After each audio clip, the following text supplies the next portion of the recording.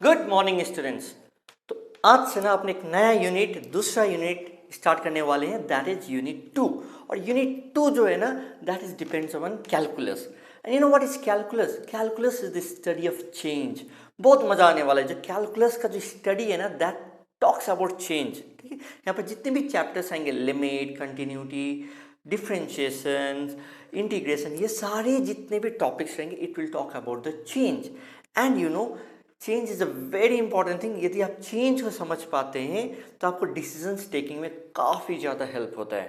ठीक है, तो you can understand the gravity of this particular unit, that is calculus. And calculus is divided in two parts, calculus 1, calculus 2। ठीक है, अपना syllabus में calculus को स्टार्ट करने से पहले ना सबसे पहला चीज जो आपको समझना चाहिए दैट इज फंक्शंस और वेरियस टाइप्स ऑफ फंक्शंस। कि यहाँ पर आपने जो रेट ऑफ चेंज, जो चेंज, ये सब जो अपने पढ़ेंगे, सीखेंगे, समझेंगे, ये किसके ऊपर होगा? ये फंक्शंस के ऊपर ही होने वाला है। और सब फंक्शन क्या होता है? फंक्शन होता है एक रिलेशनशिप बताना दो चीज़ों के बीच में। ठीक है, एंड अपने तो मालूम ही है, चाहे आप इकोनॉमिक्स का बात करो, चाहे आप फाइनेंस का बात करो, चाहे भी स्टॉक मार्केट का बात करो, ओके, हर जगह ही आपको एक फंक्शंस का काम रहता है, एक रिलेशनशिप का काम रहता है। मतलब इतना यूनिट बेचा तो कितना रेवेन्यू, और इतना से इतना बेचा तो कितना रेवेन्यू। समझ में आ रहा है? ये होने से स्टॉक प्राइस कितना हो रहा है और वो होने से स्टॉक प्राइस कितना हो रहा है। ठीक है, ऐसी तरीका से ना आपका क्या होता है, फंक्शंस डिटरमाइन होते हैं, relationship between the two things.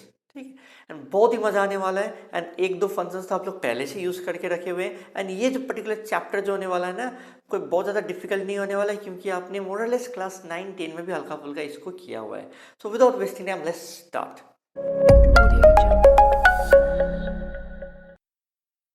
यदि मैं बोलूं x and y are related, ठीक है, आप समझिए बात को समझिए, x and y are related. ठीक है, दो दो दो चीज जो है वो रिलेटेड है। अब एक्स एंड वाई के बदले में आप कुछ भी ले सकते हैं। X can be unit sold, y can be revenue, कुछ भी लिया जा सकता है। And x and y are related. ठीक है, और इस एक्स एंड वाई में से कौन सा डिपेंडेंट है, कौन सा इंडिपेंडेंट, ये समझना जरूरी है। ठीक है, जो इंडिपेंडेंट है उसका वैल्यू जब चेंज होते रहेगा तो डिपेंडेंट जो वैल्यू है वो भी चेंज होते रहेगा, and it shall be dependent upon the independent variable. ठीक है, फॉर एग्जाम्पल समझते हैं, if y is a function of x, समझ रहे, y is a function of x, मतलब y क्या हो गया यहाँ पर? y हो गया आपका डिपेंडेंट वेरिएबल, डिपेंड कर रहा है। ये किसके ऊपर डिपेंड कर रहा है? x के ऊपर डिपेंड कर रहा है। और x क्या हो गया आपका? x क्या हो गया आपका? Independent variable. तो इसको अपने यहाँ लिख सकते हैं, लेट्स से यदि आप अपनी किसी भी चीज़ का एक इक्वेशन फॉर्म कर रहे हैं तो इक्वेशन फॉर्म करते समय ऐसा आ रहा है, y equals to 2x² plus 5x plus 3। Let's say ऐसा आया। इसमें हो क्या रहा है ना, जैसे जैसे x का वैल्यू चेंज होगा, x का आप 0 रखेंगे तो y कितना हो जाएगा? 3। x को 1 कीजिएगा y का एक वैल्यू आएगा, x को 2 कीजिएगा y का एक वैल्यू आएगा। सो इसलिए अपने क्या बोलते हैं, y is a function of x, और y is a dependent variable which is dependent upon the independent variable that is x। ठीक है, तो ऐसे टाइप के सिनेरियो को ही अपने क्या बोलते हैं, फंक्शन। और ये फंक्शन बना पाना ही ट्रस्ट में एक दिमाग वाला चीज है। ठीक है, यदि आप एक किसी कंपनी में आप एक रिलेशनशिप निकाल पाते हैं कि कस्टमर इतना ज़्यादा बात करेगा, इतना से इतना घंटा बात करेगा तो मेरा टैरिफ इतना होना चाहिए, आदमी लोग इतना ज़्यादा यदि सब्सक्राइब करता है तब हम उसका एक सब्सक्रिप्शन फीस इतना रख सकते हैं। ठीक है, यदि आदमी लोग 1000 यूनिट खरीदता है तो हम इतना उसका प्राइस रख सकते हैं, मेरा प्रॉफिट इतना हो जाएगा। ठीक है, यदि आदमी इतने LICs खरीदते हैं तो डिपेंडिंग अपॉन दैट इतने क्लेम्स आते हैं, उसके बेसिस में हम अपना LIC का जो प्रीमियम है इतना रख सकते हैं। तो समझ में आ रहा है, फंक्शन ही एक बहुत ही इंपॉर्टेंट दिमाग लगाने वाला चीज होता है। ठीक है, अपने को तो क्या, अपने को तो फंक्शन दे देता है, अपने को जो करना है अपने कर देंगे। ठीक है, लेकिन रियल लाइफ में जब आप किसी भी एक CEO बनोगे, मैनेजर बनोगे, डिसीजंस लेना होगा, तब you should be able to determine the relationship between the different variables, और ये डिटरमाइन कर पाना ही आपको एक डिस्टिंक्ट बनाता है फ्रॉम द क्राउड। इसका मतलब क्या हुआ सर? इस y को अपने क्या बोल सकते हैं, y can be regarded as function of x. और अपने फंक्शन लिखते समय ना कभी कभी एफ ऑफ एक्स ना लिख के अपने फाई ऑफ एक्स भी ऐसे लिख देते, कोई दिक्कत वाली बात नहीं है। इसको यदि अपने ग्राफ वाइज समझोगे ना तो हम क्या बताना चाह रहे हैं, मान लो ग्राफ हो गया, इस साइड को अपने क्या बोलते हैं, एक्स एक्सिस बोलते हैं, इस साइड को अपने बोलते हैं वाई एक्सिस बोलते हैं। And y is nothing but it is the function of x.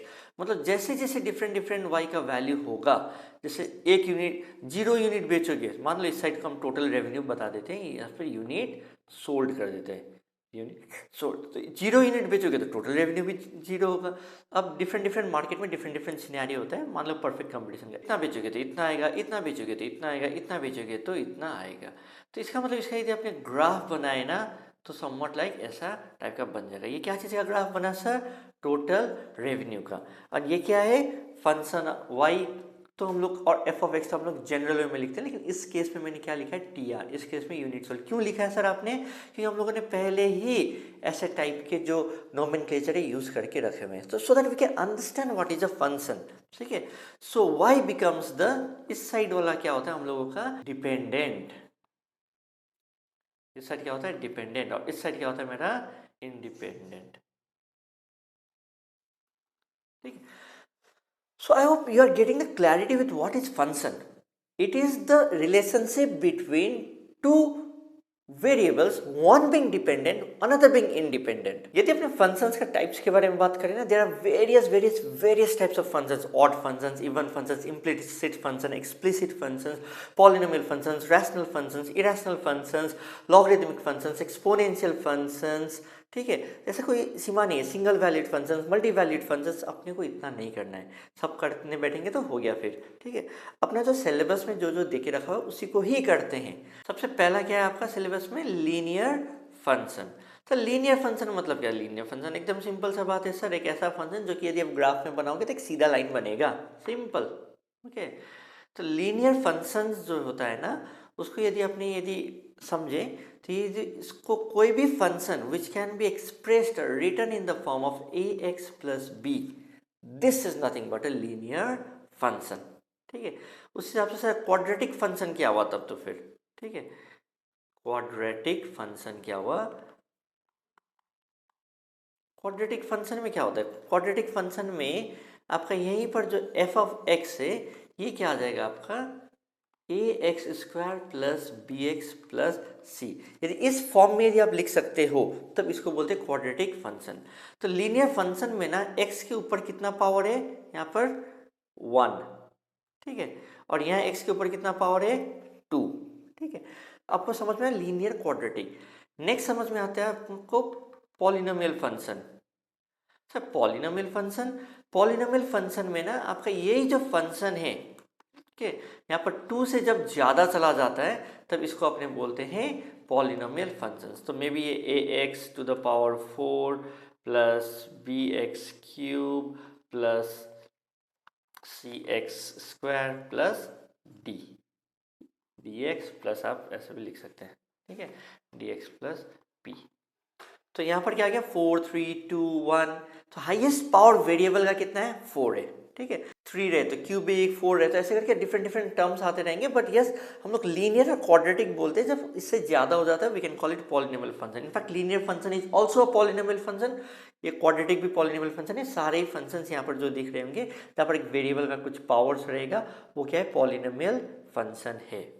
ठीक है, ऐसे करके आपको रैशनल फंक्शंस भी आ सकते हैं। रैशनल फंक्शन में क्या होगा, आपका न्यूमरेटर और डिनोमिनेटर रहेगा, न्यूमरेटर में भी पॉलिनोमियल, डिनोमिनेटर में भी पॉलिनोमियल, लेकिन वो उतना कोई इंपॉर्टेंट नहीं है, अपने उसको टच नहीं कर रहे हैं। नेक्स्ट क्या आपका लॉगरिथमिक फंक्शंस। लॉगरिथमिक फंक्शंस मतलब क्या होता है ना, जहाँ पर आपके लॉग आ जाते हैं तब उस फंक्शन को अपने क्या बोलते हैं, लॉगरिथमिक फंक्शन बोलते हैं।